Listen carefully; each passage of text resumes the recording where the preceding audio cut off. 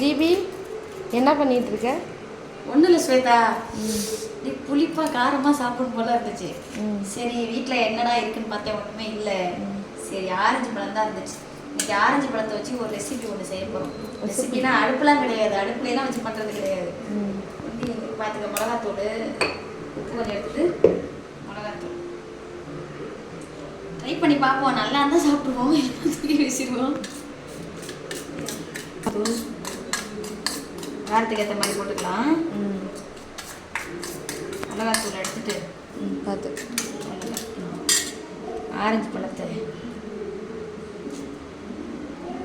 குறிச்சிக்கலாம்.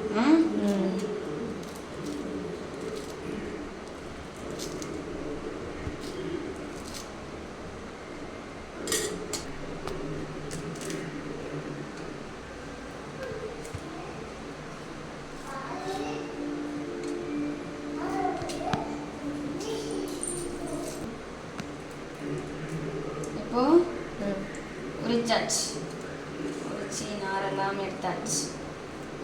அவ்வளோதான். இப்போ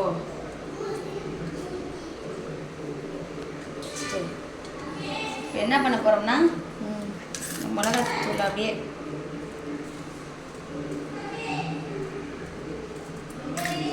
பார்க்கும்போதே நாக்கு வருதே. அம்மா சாப்பிட சொல்லுவாங்க. எத்தனை டேஸ்ட் பண்ணி பார்க்கலாமா?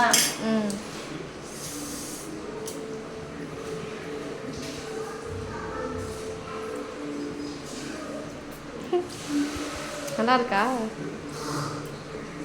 செம்மையா இருக்கு ஸ்வேதா.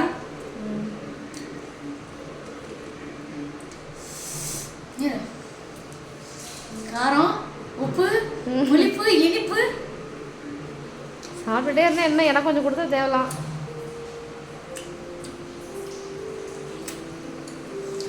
சாப்பிட்டு பாருங்க.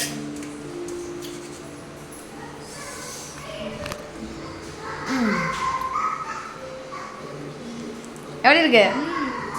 எப்படி செம்மையா இருக்க டேஸ்டா? ஆஹா,